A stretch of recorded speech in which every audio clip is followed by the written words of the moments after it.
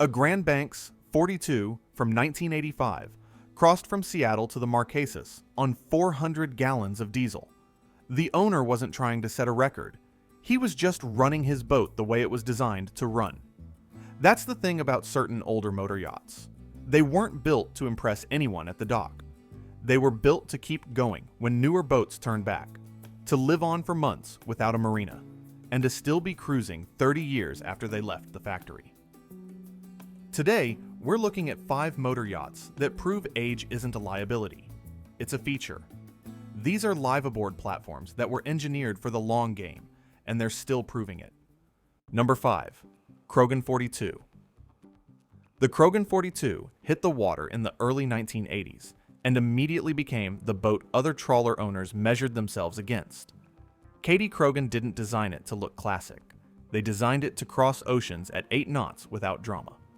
The hull is a full displacement design with enough beam, 14 feet, to give you genuine stability in a quartering sea. Draft is just under 5 feet, which means you're not locked out of the Bahamas or the ICW. What makes the 42 work as a liveaboard is how they use the space. The salon isn't massive, but it's laid out so 2 people can live there without stepping on each other. Galley is down, which some people hate and some people love, but it keeps cooking smells out of the main living area. The aft cabin is a genuine stateroom, not an afterthought, and the engine room is tall enough to work in without destroying your back. Most 42s came with single Lehman diesels, either 120 or 135 horsepower, and fuel capacity around 600 gallons. That gives you a range of 1,500 miles at cruise, maybe more if you're patient. Owners report fuel burn around 3 to 4 gallons per hour at 7 knots. The Lehman is old school, parts are still available, and any diesel mechanic who's been working for more than 10 years knows how to fix one. The downside is the same thing that makes it work. It's slow. If you need to make 12 knots, buy something else. And because these boats are 40 plus years old now, you're buying someone else's maintenance decisions. A well-kept 42 is a gem. A neglected one is a project that'll cost you twice what you paid for the boat. You'll find Krogen 42s listed between $140,000 and $240,000 depending on condition and how much the previous owner spent on systems. They're ideal for couples who want to cruise for years, not weeks, and who value engineering over Instagram. Number 4.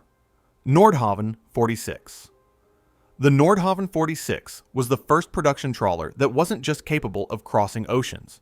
It was designed specifically for it. PAE launched the 46 in the mid-90s, and it became the boat that defined what a modern passage maker should be. Displacement hull, massive fuel capacity, redundant systems, and a layout that assumed you'd be living aboard for months, not weekends.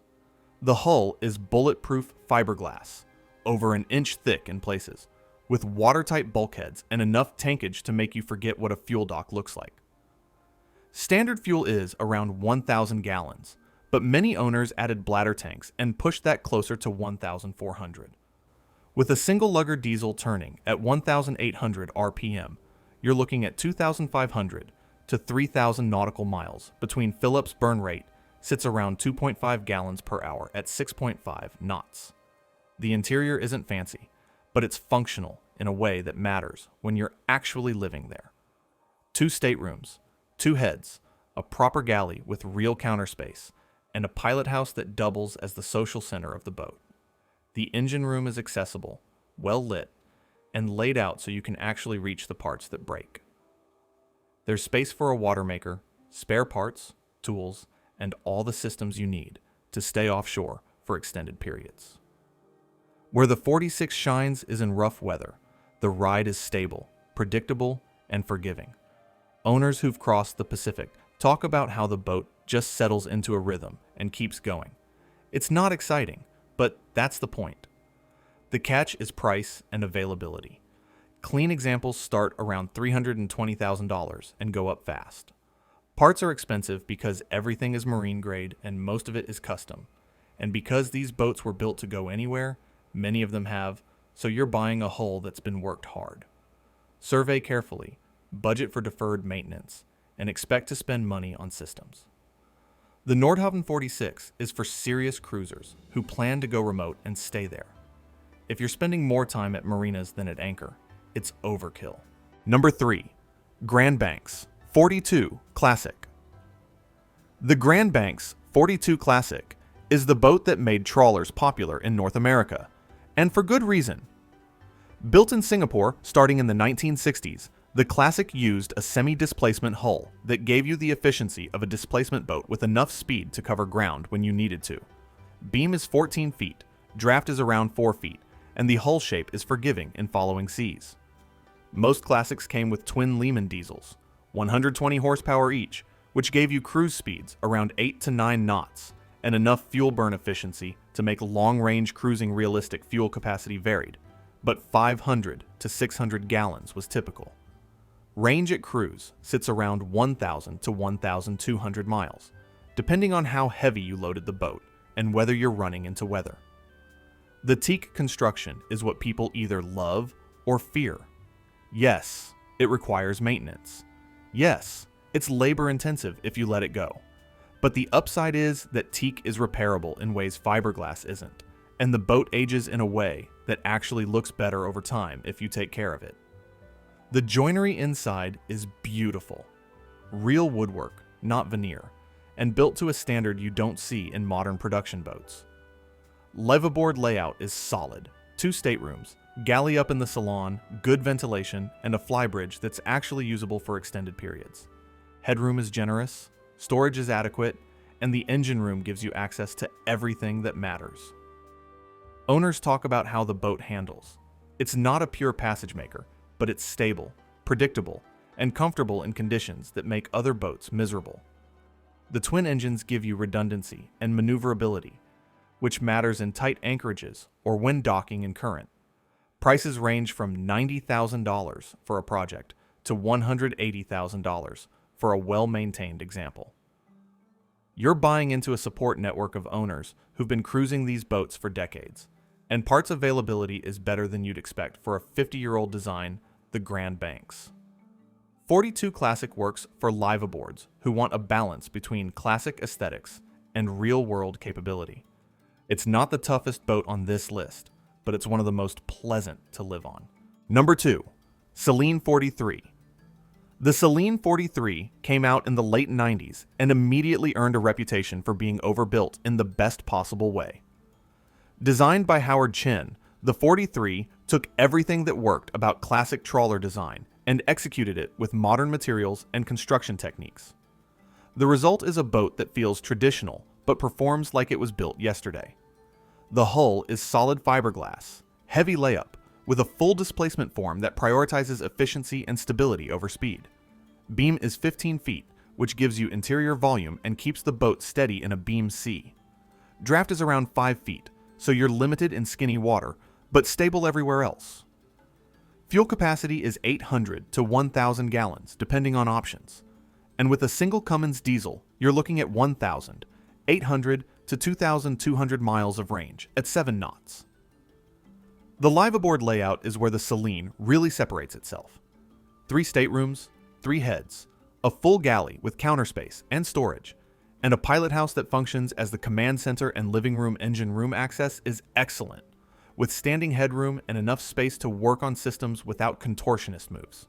There's tankage for water, waste, and fuel that makes extended anchoring practical, not theoretical. Build quality is consistently high. Owners report solid construction, good systems integration, and attention to detail that holds up over time. The boat was designed from the start for long-range cruising and liveaboard use, and it shows in the way systems are laid out and maintained. The downside is weight. The 43 is heavy, which means it's slow and needs a strong engine to push it efficiently.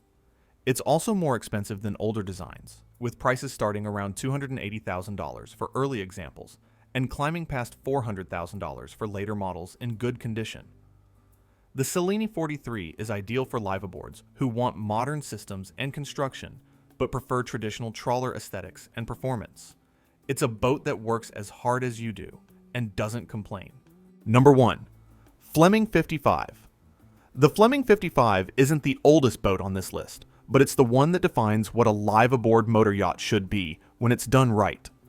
Tony Fleming designed the 55 in the 1980s, and the boat became the standard for owners who wanted luxury, capability, and engineering that didn't compromise. Every Fleming is semi-custom, which means each one is slightly different, but the core design philosophy is consistent. Build it heavy, build it right, and build it to last. The hull is semi-displacement, which gives you speed when you need it, and efficiency when you don't. Twin lugger or Cummins diesels, typically 210 to 330 horsepower each.